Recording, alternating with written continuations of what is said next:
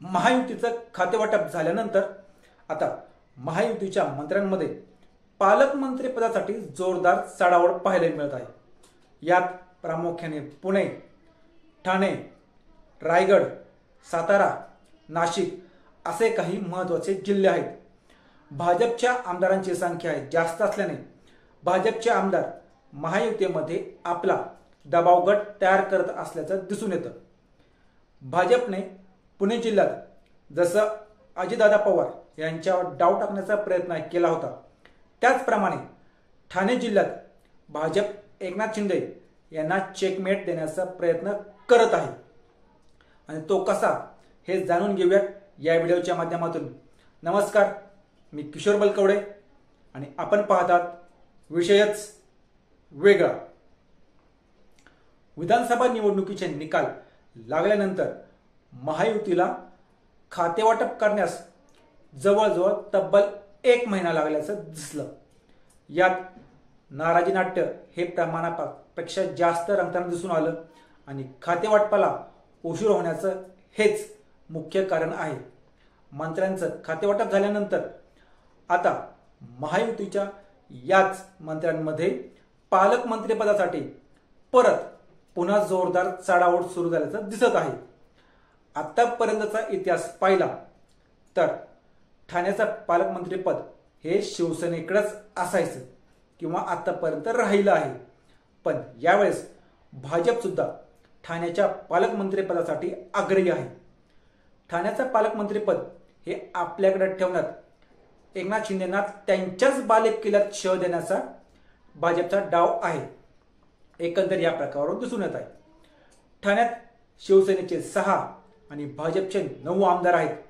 भाजपच्या आमदारांची संख्या ही जास्त असल्यानं पालकमंत्री पदासाठी भाजपचे नेते अडून आहेत। जिल्ह्यात भाजपचं संख्याबळ सुद्धा जास्त आहे किंवा आता ते वाढलं आहे आणि यामुळेच पालकमंत्रीपद आपल्याला मिळावं अशी मागणी भाजप कार्यकर्त्यांकडून जोर धरू लागली आहे।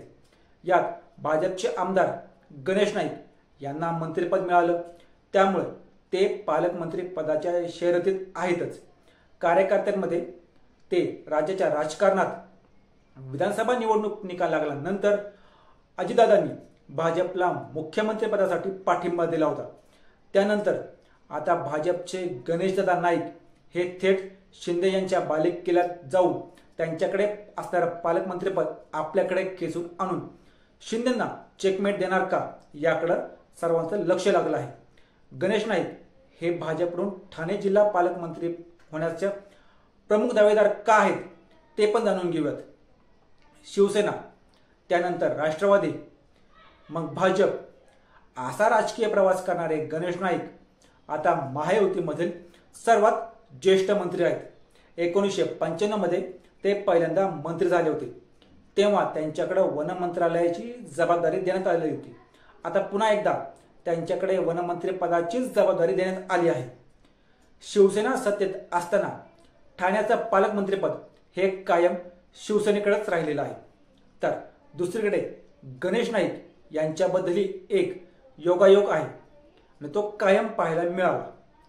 गणेश नाईक हे जेव्हा जेव्हा मंत्री झालेत तेव्हा तेव्हा ठाण्याचं पालकमंत्रीपद हे त्यांच्याकडेच गेलेलं आहे, त्यामुळे नाईक हे पुन्हा एकदा पालकमंत्री व्हावेत अशी भाजप कार्यकर्त्यांची तीव्र इच्छा आहे।